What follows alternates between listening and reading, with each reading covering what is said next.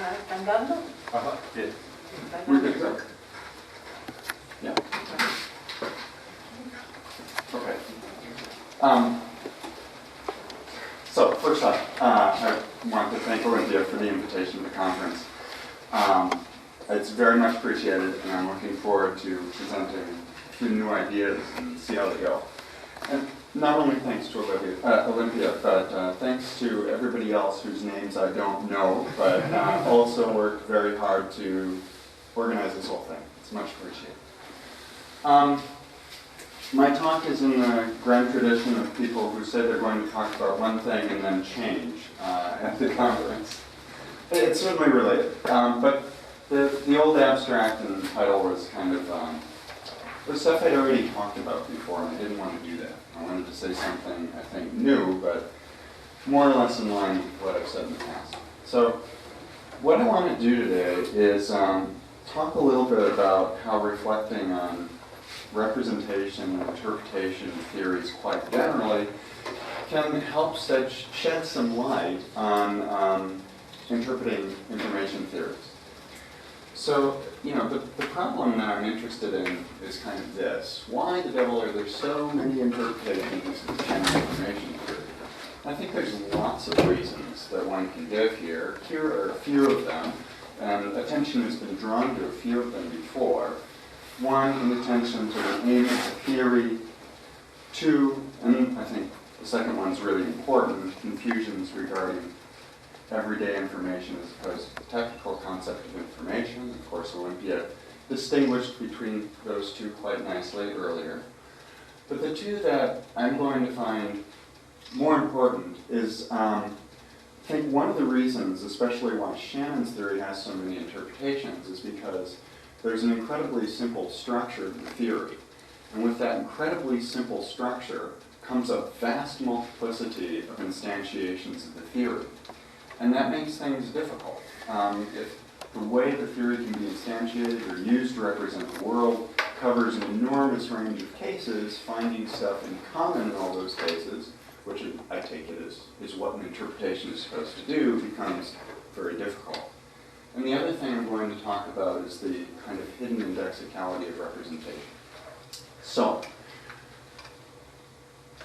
and then the parallel case is the quantum case, right? Why are there so many interpretations of quantum information? And I think for roughly two reasons. One, well, confusions about Shannon information get imported to the new framework, and that is not a good thing. And then there's also the confusion between interpretations of information and interpretations of quantum mechanics. While those things are by no means exclusive, they're certainly not necessarily connected. I won't say much about this again. But anyway, that's the kind of problem I set up to deal with, and hopefully I'm going to say some interesting things about it. So the next section is just going to say some very general things about representation and interpretation. I claim no originality whatsoever, but I think focusing on some of these features can be very illuminating, and that's why I draw your attention to them. So interpretation of theories, this is something that we all know about, and largely I'm just following Rich A's discussion of interpretation from a recent book. So what's an interpretation? Well, it's a characterization of worlds that are possible according to a theory. And there's kind of two different phases of this. First is the structural phase, where you need to characterize certain features of a theory or an abstract mathematical framework as being kind of representational vehicles of the theory. Now, after you've had that, this kind of equips the theory with its minimal interpretation such that you can actually deploy it and use it. So think physicists being able to use their theory quite effectively. There's still a minimal interpretation, like this is the kind of thing that represents measurements, this is the kind of thing that represents systems, so on and so forth. That's going on. And then there's the kind of more philosophical phase where you say, this is what the world needs to be like in order for it to instantiate that structure rather than another. And of course, there's a multiplicity of ways that story might go, and it's by no means unique. But that's kind of what's going on. And Rich gives us a directive, and I think it's a really good directive to keep in mind. And it's this, look, when you're interpreting theory, you should, as far as possible, attribute the virtues that realists want to attribute to a theory for reasons to believe that it's approximately true. And here are the, some of the kinds of indicators. If we want to have an interpretation which preserves the empirical adequacy or accuracy of the theory, we want to have an interpretation which enables the theory to be explanatorily successful. And of course, the thing that goes hand in hand with this is that we don't want an interpretation which disables the explanatory capacities of a theory or raises more explanatory challenges than it actually resolves. And then there's the internal and external consistency. The one that I want to focus on is largely empirical adequacy today and preserving the success of theories. All right, having that minimal background in interpreting theories, I want to shift and talk about representation quite generally. And here so I've been reading von Frassen's recent book on scientific representation, and in some ways it's just this unbelievable pile of confusion. But I think there's actually some really important insights in the book and things that I want to hold firmly fixed. So that I'm using his stuff here is not meant to be a blanket endorsement of his views, but I think there's some things that are really important to think about. So von Frassen has a very deflationary view of representation. Okay? So he doesn't think an analysis can be given of representation. And by analysis, we mean the philosophical sense of analysis. I'm going to have a set of necessary and sufficient conditions which, if met, are going to guarantee a representational relationship obtains, et cetera, et cetera.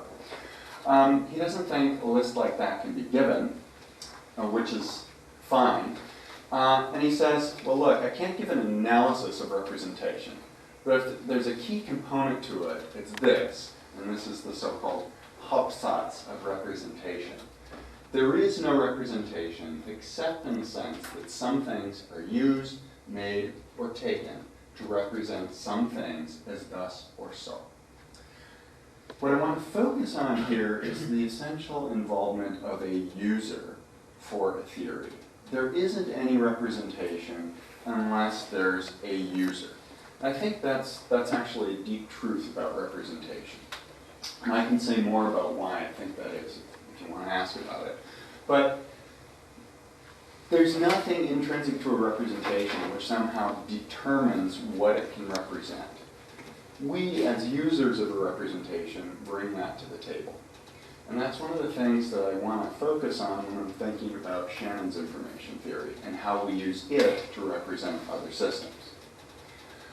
Now, the other idea that's really important in the von Frassen book, and it's an idea that he's had for ages, it's nothing new, but it's to think about theories as providing a space of possibilities. And if you want to represent something in a theory, you need to somehow locate the system that you want to represent in the space of possibilities that the theory countenances. Okay? But in order to do that, it requires a judgment. Okay? You have to judge that a certain system fits into the theory in a certain kind of way. And until you make that judgment, the theory is very limited as to what it can tell you about the world. There's a very, we all know this to be at least somewhat true. You might not go the whole way, but you'll at least go part of the way. If you want to represent a system using Newton's theory, and you want to say anything useful about it, we're going to have to feed some information into the theory before you can do it. You're going to have to say, for example, what the mass of the system that you want to represent in Newton's theory is. And until you do that, the representational resources of the theory are kind of bound up and can't be used.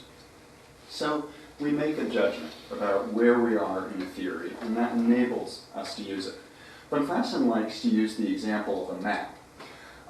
Maps are no good unless you know where you are with respect to that representation. Okay?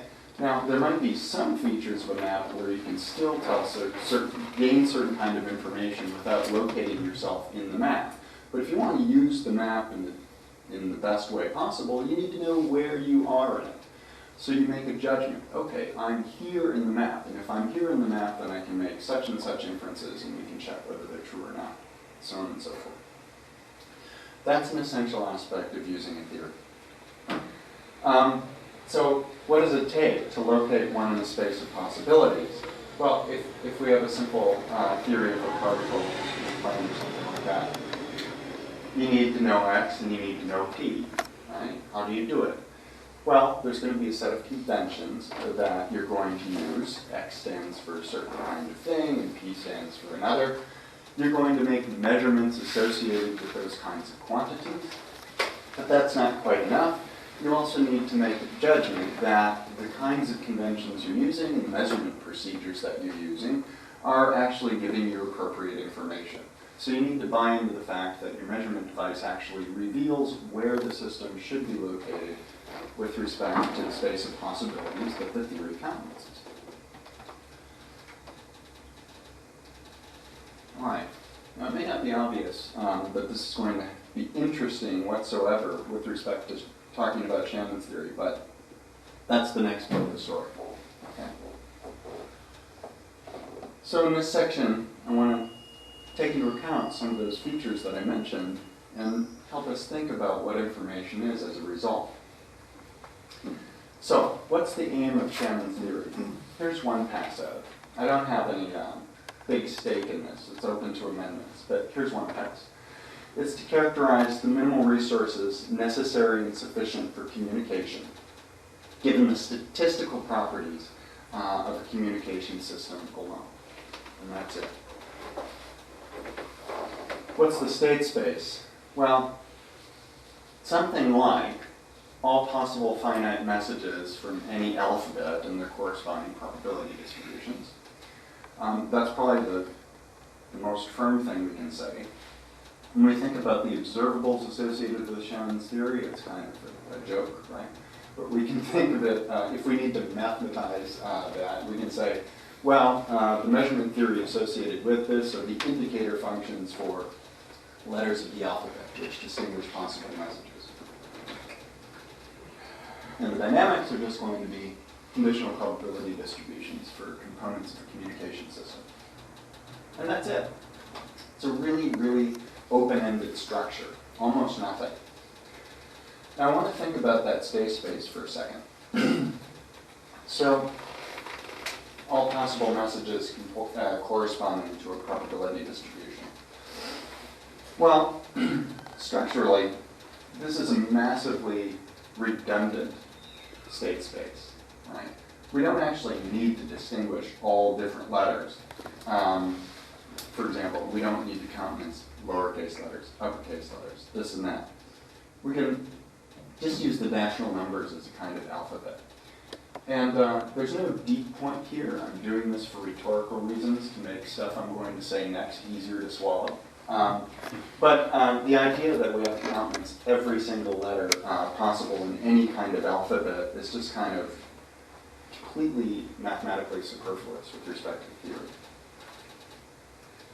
Now, observables, indicator functions for measurement. So this is a kind of fiction, right? But there is something important going on here. We need to figure out how to represent systems in the world in Shannon's theory. We need to say what the message is given a certain kind of system of interest that we want to model using Shannon's theory. And there's an enormous flexibility that we have in how we locate systems in Shannon's theory. It's not something that the theory tells us how to do. Not quite, but there's almost no restrictions. Okay? And here's an example. Suppose I consider a coin toss as an information source. You say, great, I know exactly how to locate that in Shannon's theory. I just have a distinction. There's heads and there's tails, and that's perfect. But there's nothing about the system which somehow forces us to choose in that kind of way. Maybe we're interested in the orientation of the coin. So not only do we think about heads or tails, we think about heads pointing north or heads pointing south, or tails pointing north, tails pointing south. And, we can make it more complicated as well. We say, well, we distinguish northeast, south, and west, so on and so forth. All of these descriptions are completely legitimate. There's absolutely nothing on the theory which would lead us to prefer one of these descriptions over another. Okay? But of course, what's happening with the actual system of interest is completely identical, no matter whether we describe it this way, or this way, or this way. We have enormous freedom to locate the system in any way we choose on Shannon's theory. Okay? And this is one of the key features which I think leads to a lot of confusion. So let's talk about successful information transfer. What's required at the destination for successful information transfer? Well, we can make things easy on ourselves, and I think we should, because there's no need to introduce further complications. You can just suppose that the source and the destination are characterized by the same state space. And then there's a kind of natural internal success criterion in the theory, and it's just that the message produced by the source is going to be reproduced at the destination.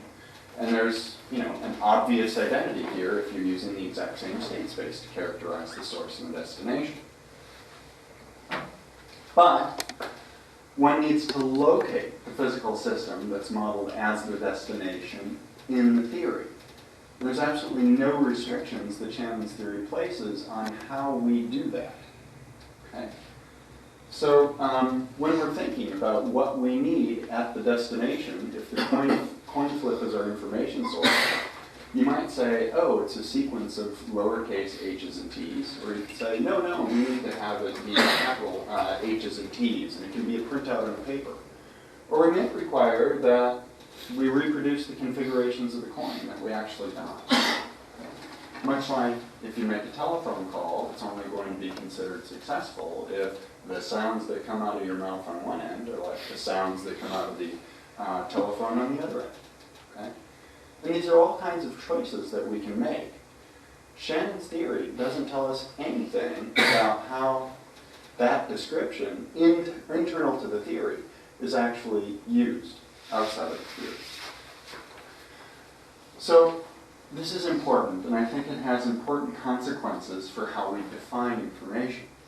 So in the next section, I want to take a look at a good definition of information and suggest that it needs to be amended in light of the above considerations.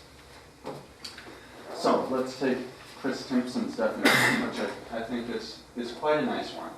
Information is whatever is produced by the information source that is required to be reproducible at the destination if the transmission is to be counted as a success. Yeah, I think this is good. Here's some desiderata for a good definition / interpretation. One, it's got to capture the intended use of the term, or the actual use of the term.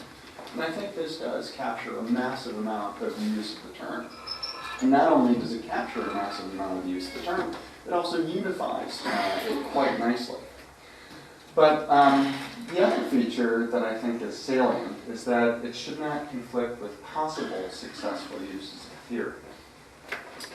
And this is where I think things go a little bit awry, and I'll explain why. When you look at this definition, there's kind of two readings that one can get. One is purely internal, and by internal I mean internal to Shannon's theory. And information is whatever is produced by the information source. Great, that's possible messages from an alphabet, and those possible messages need to be reproduced. And I think with the internal reading, it's completely innocent. But I take it that what Chris had intended was for the definition to probably extend beyond this. It's certainly the way I think that definition had been useful in the past, is not only is the definition of information supposed to tell us how it is, how the definition of information is used internal to the theory, I think it's also supposed to tell us something about how we actually use the term and can successfully use the term and use the theory in the world. And this would be the external reading.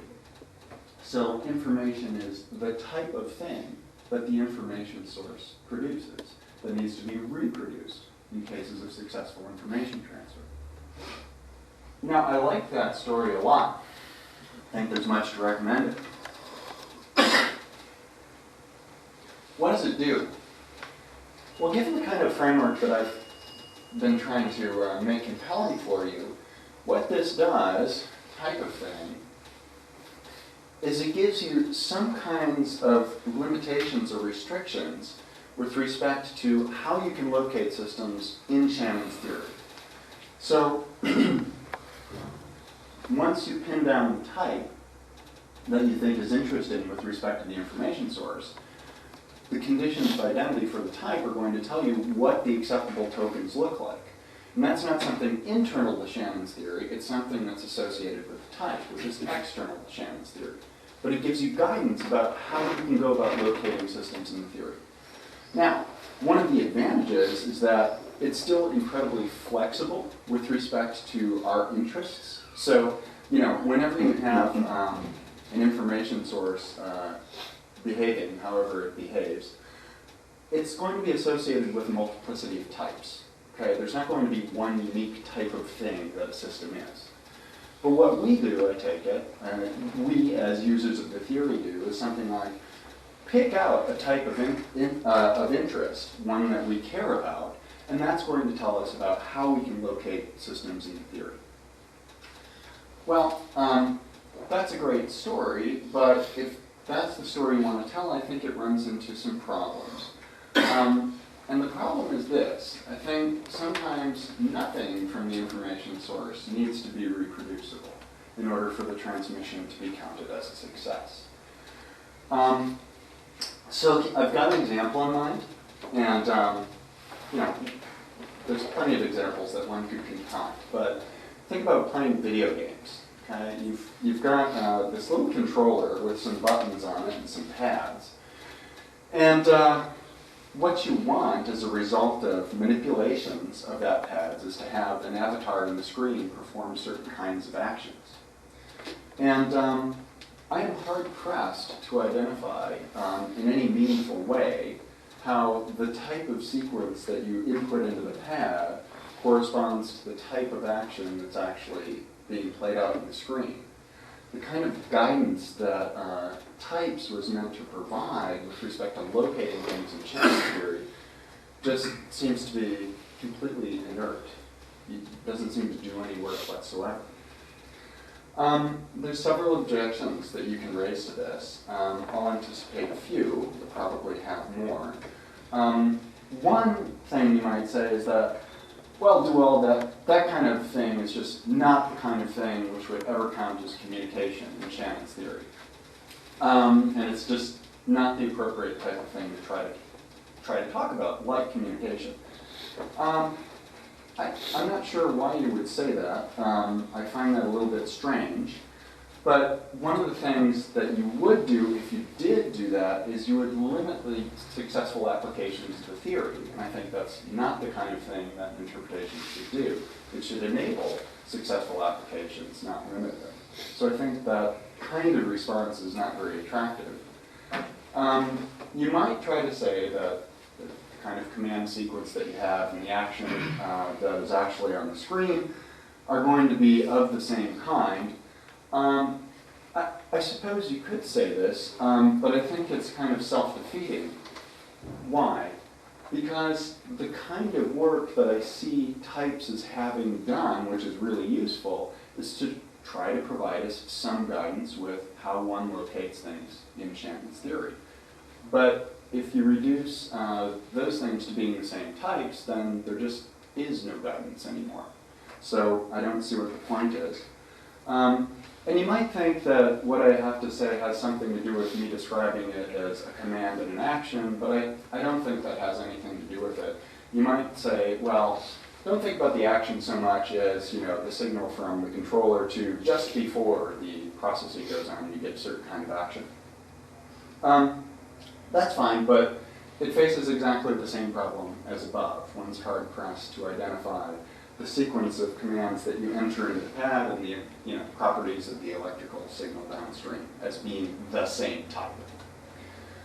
So I think an amendment to the definition is required. I guess it's kind of utter replacement.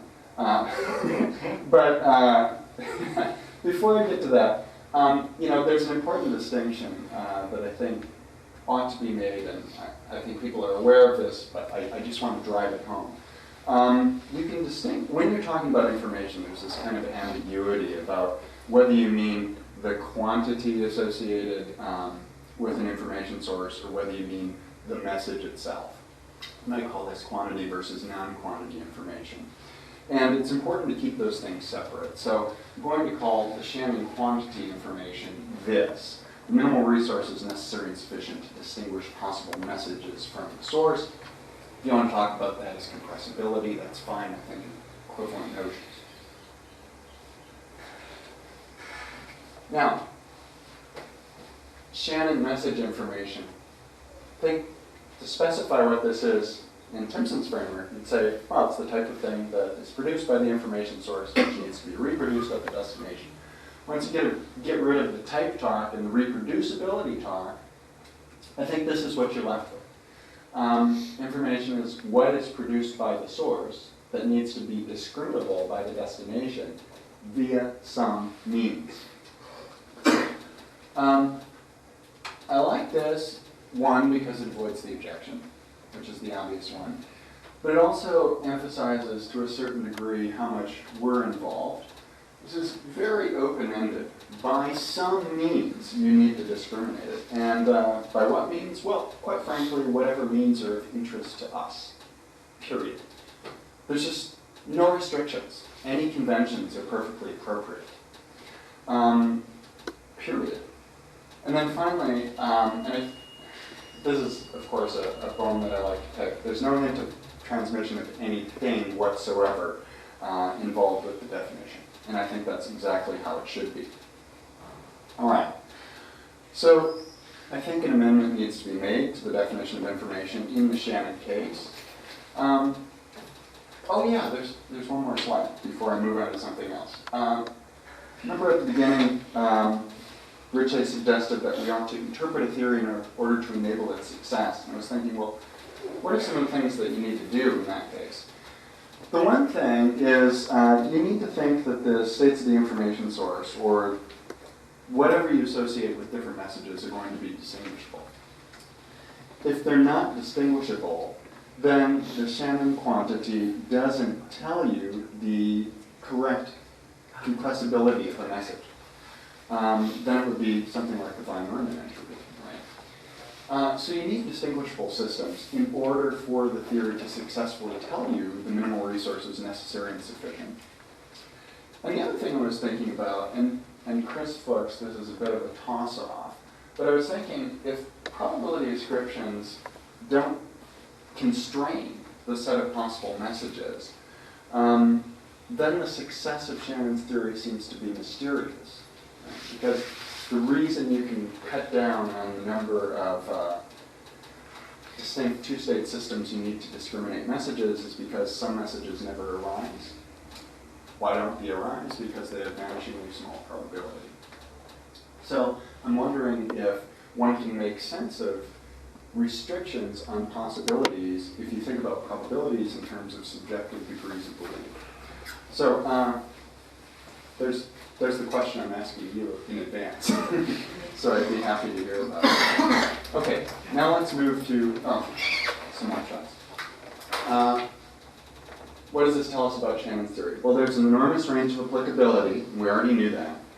But the communication capacities of a system are going to be limited by the world, but they're going to be determined relative to a description by Shannon's theory.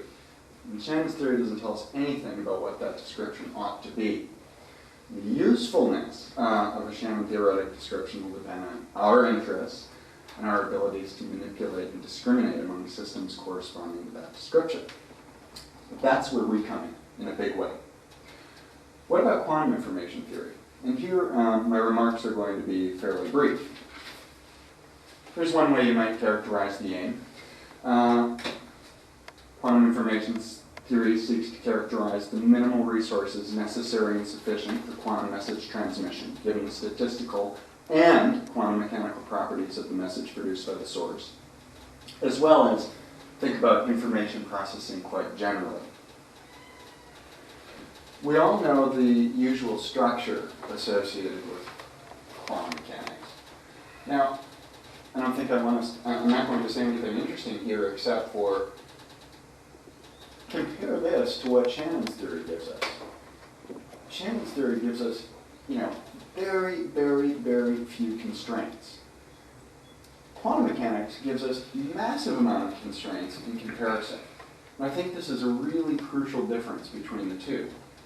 And it'll be important because I think that Chris's definition is far more at home in quantum information theory than it actually is in Shannon's theory. And I should say why that is. Just like in Shannon's theory, you still need to make judgments about what state a system is, about what kind of measurement a particular device makes, about what kind of dynamics a particular situation instantiates. And those are really important, and Chris Fuchs has done a great job highlighting that those judgments are actually absolutely crucial. And I think they're crucial too, but the really important fact, I think, is that those judgments are highly constrained. Why? Well, quantum mechanics is kind of a tight package, right? If you want to say the state of something is one thing rather than another, well, that comes with baggage. If the state's one way, then a certain measurement ought to do this thing, or another measurement ought to do another thing. And if we get the dynamics right, then we should say what happens at a later time. And all those three things need to be correlated quite nicely to preserve the empirical success of a theory. You can't just go making willy-nilly judgments one way or another unless you make corresponding judgments down the pipeline. Okay? Shannon's theory doesn't have any of these kinds of tight connections. Okay? And that's a massive difference. Now, this is where Chris Fuchs and I are going to disagree. How a quantum source and destination are located in the theory is not up for grabs. I don't mean this in the sense of distinguishability. I'm not claiming that one can distinguish quantum systems in a way that's inappropriate. But, I'm of the ilk that the system, the intrinsic features, properties, and their relational properties are going to determine the kind of correct state assignments for the theory. Now, what's required at the destination for successful quantum information transfer? Same story as before. Let's suppose that the source and destination are characterized by exactly the same state space. Now, what do you need? Well, the natural internal success criterion is the message produced by the source is almost reproduced at the destination. And the right way to understand almost, I claim, is via the entanglement fidelity, which basically means this. Whatever state, so first let's talk about it internal to the theory. Whatever state is supposedly produced by the information source needs to be more or less reproduced at the destination, such that whenever you have, whatever your state is at the destination, it needs to have high entanglement fidelity. What does that mean? Well, again, thinking internal to the theory, it means that it passes the most discriminating test of sameness that you can possibly have on the theory.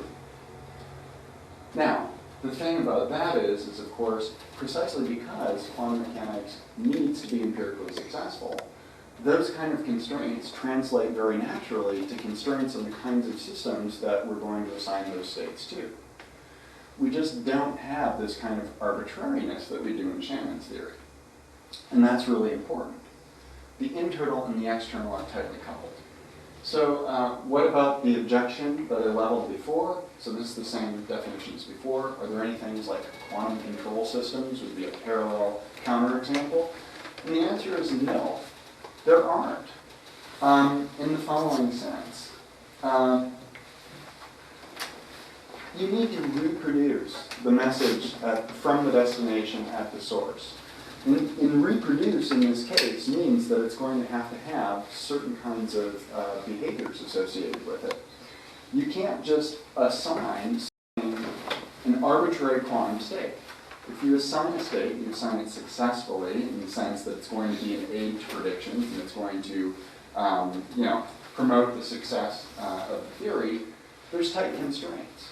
So there's no sense in which you can just assign the same quantum state to two radically differently behaving systems at the end of the day. The internal and external are coupled. So you can't make that same kind of maneuver that I did before because of the internal-external coupling. And I think what you should do in those kinds of cases, it's not that there can't be a quantum control system, but that's not communication, that's something else. That might be computation or whatever, but it's not communication. So I don't think there's any kind of counterexample in that neighborhood with respect to this definition applying in the quantum case. And I think it's useful to see why. All right. Now, same as the last one, one ought to interpret a theory to enable its explanatory capacities if the theory is really giving us the correct limitations on the efficiency of transmission. Then we had better have some indistinguishable states around, otherwise it would be the Shannon entropy which constrains the efficiency. And same thing about the probabilities. If the probabilities don't restrict possible messages from a quantum source, I'm not quite sure how the theory could possibly be successful as a result. All right, conclusions. So first the structure of the argument and then some thoughts about how to proceed. In order to represent systems using a theory, one needs to make judgments about how to locate systems in that theory. With respect to information transfer, there are success criterions which are purely internal to the theory and I think completely uncontroversial. But you also need to locate external systems in the theory in order to deploy the representational resources of the theory. And that's where things come awry. Timpson's definition works perfectly for the internal criteria, but not for the external criteria. And that's the counterexample of the control system. What about quantum information theory? Well, there the definition functions just fine, and it's because there's tight constraints on which kinds of systems can be properly located within the theory. Now, what about this definition quite generally? Because I mean, one of the things that Chris wants it to do is be a kind of very general thing that fits many different concepts of information, which can be viewed as kind of restrictions or specializations. This definition is going to function well whenever the theory that you're using to describe the world places tight constraints on what counts as a message. If it doesn't place those tight constraints on, you're going to have the kinds of counterexamples that I drew your attention to here. But insofar as the theory constrains pretty well what kinds of systems it applies to, then this should work just fine. All right, thanks very much.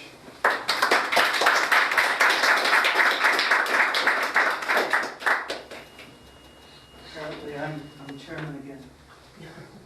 Questions? Thanks, Aaron. It was a lovely talk. I don't quite know what to make of the counterexample. I was wondering if you could say a little bit more detail about how it's supposed to work. Yeah. So, in particular, how we would apply Shannon's theory to this situation, what's going on at the various levels. So I'm just not quite sure how Shannon's theory ought to be thought of by. Sure. So you have a sequence of possible commands. Mm-hmm. That's the easy part. These correspond to different possible messages. Okay, so that's step one. So the moving of one's thumb on a joystick is a command. Mm-hmm. Okay.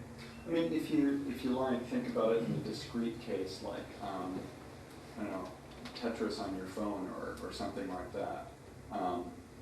Here's a possible sequence that can be entered, and certain things need to happen as a result of that sequence being entered. And the successful transmission of the message is going to be something happening on your screen, which was intended. Now, I'm describing it using intentional language, but I don't think there's anything essential there for that. You describe it non-intentionally as well. But arguably you would say, if I put a command in to move left, what corresponds to moving left, and it doesn't happen, this would not be successful communication. So the success standard, well, we know what success amounts to in that. So for every kind of different action you can have, associate that with exactly the same message that's associated with the command, you actually doing something on the theory, and then you just have matching. Okay, so if we, can you now try saying that we do take away the intentional? So take away the command and response tool, Yeah. because the responses need to fit the commands in something like the way truths fit statements. So can you describe it Yeah. without that? Without intentional language? Yeah. Sure. You've got a set of things that can happen. Let's just keep it simple. Left or right. Mm-hmm. You got 2 inputs on your keyboard. And 2 different things need to happen at the destination on the screen. Okay, and you can describe that physically, left or right. And we can associate an alphabet with different commands. We might use A and B for the commands initially. We can associate those same things, A and B, with what's happening on the screen. It's pure convention. We're just going to say, that's one message, here's the corresponding message at the destination. But these are the criteria by which we locate them as being the same message. I think that's it. I mean, I don't think there's anything really fundamentally different going on in that kind of case than in the coin flip kind of case either, where we treat one system as being represented by heads or tails. We abstract something from the system. We have an abstract description. There's no limitations on that description.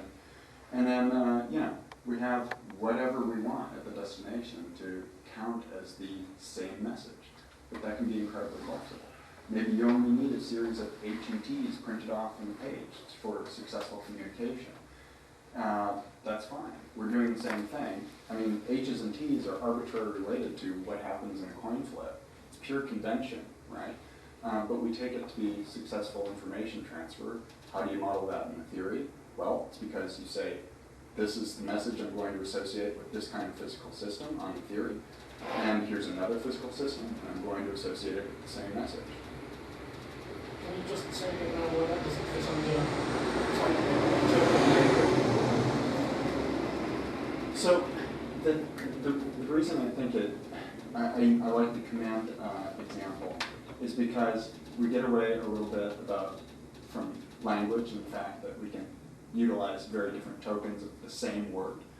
And I think in this case you just don't have that kind of fit. Okay, so you can definitely say they're of the same type, but I think the only general thing you can say about it being the same type in this kind of case is that we associate the same message in Shannon's theory with each of these completely disparate conditions, which otherwise would have nothing to do with one another, outside of just pure conventional stipulations. So going back to Olympia's talk where she had the die and the lights.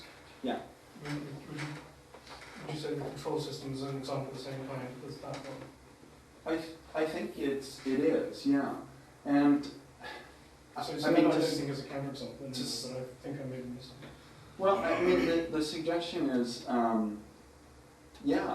mean, you can, if you want types to do any kind of work in helping you locate certain systems in the theory in a certain way, I don't think they can do that work when there's arbitrary conventions at play. I see, okay. That's the Perhaps I disagree with that now. Okay. Yeah. Good, thank you, that's helpful. Helpful to identify the disagreement. Right. It is. Olympia has the seeds of a disagreement. It's the same in the same line. I agree with you about the fact that you don't need the messages are token of the same type. In any, I mean, you can define types and token if you, as you want, but if you accept that types are types of the same token just by convention, I mean, I think that you are depriving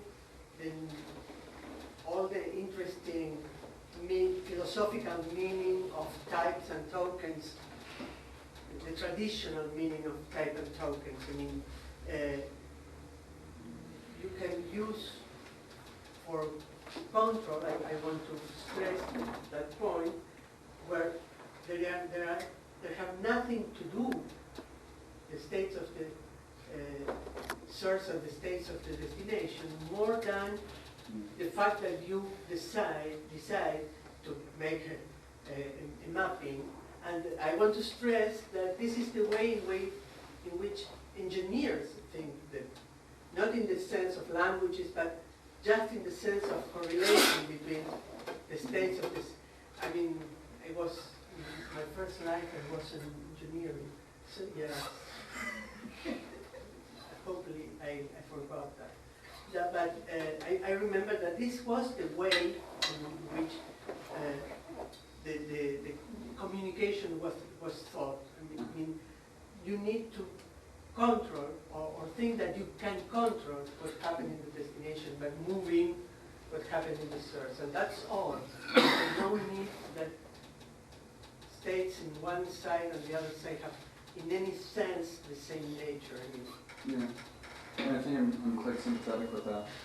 You know, look, one of the things I should emphasize is that, you know, there's some kind of definitional aspect where we can either have this kind of more meaty definition of what a type is, and then it becomes a counterexample, or you can weaken the notion of type and then appropriate it, and it's not a counterexample. I'm not actually too concerned with that. What I am concerned about pointing out is that types, at least on Shannon's theory, can't do the work that at least I kind of would think they should or could. And maybe that's the modest and more neutral point. I don't know if there's anything substantial otherwise. Further comments? Further seeds of disagreement? Well, okay, so now in my capacity as chair, what was the bait you planted for me? Yeah. So. So this is a question. So let's just take Shannon's It's not theory because it's this. Look, the way the coding theory. Could you go back to the slide? I could. I don't think it's going to do any work. But if it makes you feel better. Yeah, it's kind of like a security blanket. Sure. Let's see. I think it was at the end of this section. Yeah. Here. So the coding theorem works by basically saying certain sequences from the information source aren't going to occur. And you can forget about those. You only need to code the sequences that So will we're actually talking occur. about Shannon's compression theorem. Yeah. So the setting is, I've got a source, and I care about making the number of transmissions minimal that reproduce a source at the far end. Okay, and so Shannon's theorem, so Shannon made the point that if we have an IID distribution, there are some sequences that we expect. Some sequences that we expect to not occur. Yeah. So we don't bother with Yeah. sending those things. So we reduce the size of our number of possible messages to 2 to the, not n, but 2 to the n times h. Okay, so that's what I the understand. setup. Yeah, Okay. exactly. And I take it that if you think that a success of the Shannon theory is that it actually does determine the minimal resources necessary and sufficient, then probability needs to constrain possibility. And subjective degrees of belief don't do that.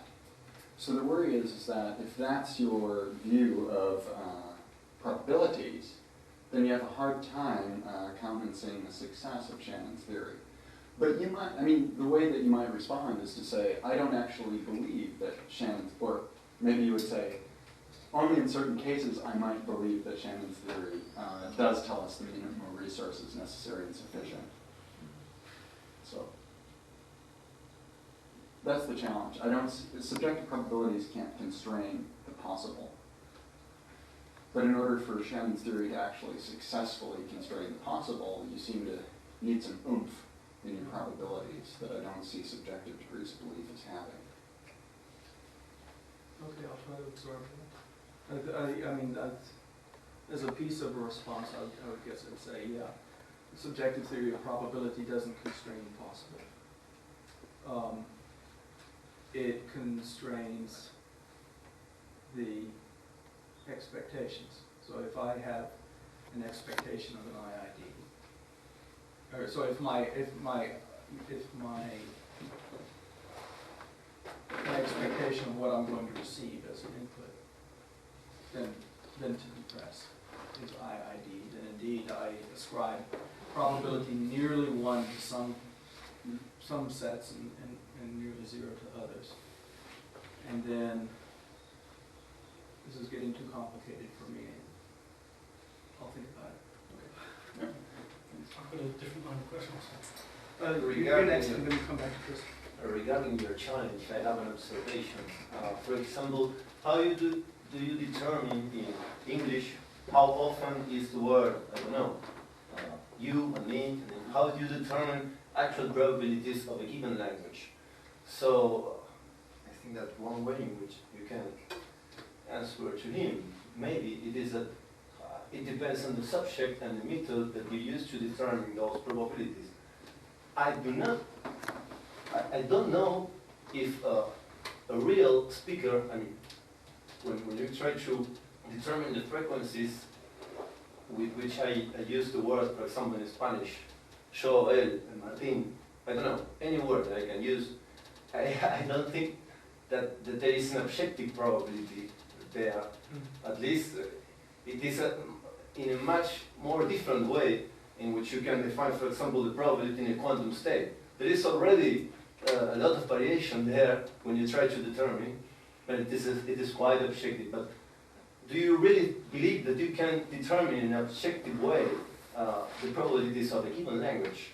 So you see, the subject is already there trying to determine. So you say, no, I'm going to determine the probabilities of English looking at the Hamlet's book.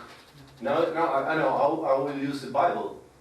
So, but then you compare, they will be very similar, but they are not just the same. So, may I reply to? No. Look, I don't know if I am explaining myself very well. No, I think you're doing just fine. I mean, look, any kind of assessment of a probability or an assignment of a probability is going to require a judgment.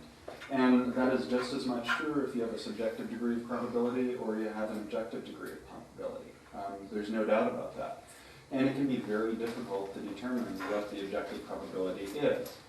And in the case of natural languages, I agree, there probably isn't anything like a unique objective probability.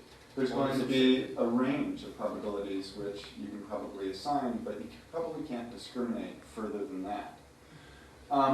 But that's fine. A range of probabilities is also going to restrict the possible. And, but a subjective degree of belief won't. May I respond to both? Yes, please. So last fall I had a lot of time to kill. So I actually reread all 4 volumes of Niels Bohr's philosophical works. Again. Oh, yeah, okay. So the truth is, I read some of them for the first time, but I read all 4 volumes, and it's horribly repetitive, and becomes painful. So to entertain myself, I started tabulating every sentence that Bohr started with the word "notwithstanding," and so. And I would type them into my computer, and I have 57 instances of the words "notwithstanding." And I thought, this will make a really good joke, because it's really improbable to start a sentence with the word "notwithstanding." So when I showed, my colleagues, look at these 57 instances of "notwithstanding," I'd get a good chuckle. So that was my plan. But then I started to get worried that maybe this being the English translation of a Danish word, maybe it's a very common word to start a sentence with in Danish. And so if I were to show the same joke to some Danish colleague like Jan Fai when we see him in a couple of weeks, he would just not laugh at all. So was my joke objectively funny or not? Objectively not. Well, definitely not. There's no question about that. But don't feel bad. That's not what we meant. And I think that's connected to your point in a more serious way. Chris Stimson has something serious. I think in full volumes to have only 57 notwithstanding those, you obviously don't read too much sort of terrible academic prose. No, what the serious question I was going to ask, or something in the direction of the question, was about the Ritchie style interpretational framework and kinds of theory. So certainly as I read the Ritchie style stuff, what I have in mind is as the kind of theory she's thinking with is sort of theories that might purport to be God's eye views of the total contents of the world, sort of traditional conceptions of physics. But of course, there are theories and there are theories, and there are some things we call theories, but they're very from goals to describe everything from the eternal to the eternal. Sure. And if you think of Shannon's theory as, it's clearly not in the business of describing everything from the eternal to the eternal. It's in the business of helping us deal with certain kinds of systems, do things, design things, build things, and to help our thinking about how to do that. It's, if you will, it's more like a toolbox kind of theory than a grand theory of the universe and all its components. I mean, does that make a difference to what we should understand an interpretation of the theory to be? I don't know why. I mean, so I think you need an interpretation which is going to countenance all of the uses of that tool that you possibly have. And that's the same in both cases. Now, you might say that, and this is of course a point that Laura makes, is that you can't, if you want to countenance all of the successful uses of the theory, you can actually do it with one interpretation. And that could certainly well be the case, and I don't want to say anything that prohibits that kind of pluralism. But I would also think that she would say, all other things being equal, if you can do it with one interpretation, all that much the better.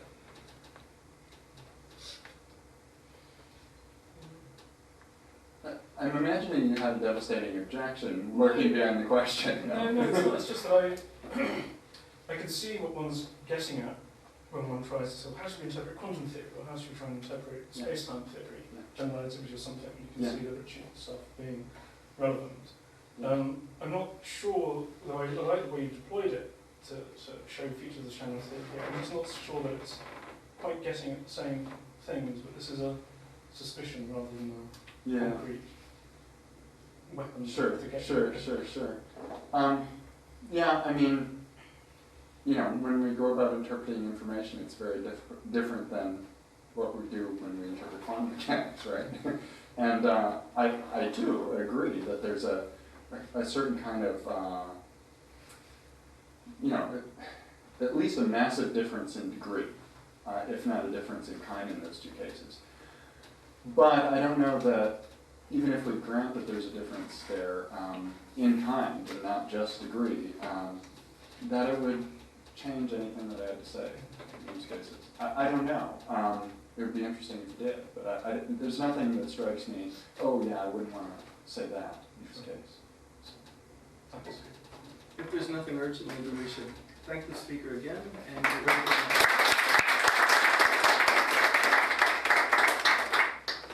the next talk is at, so no break.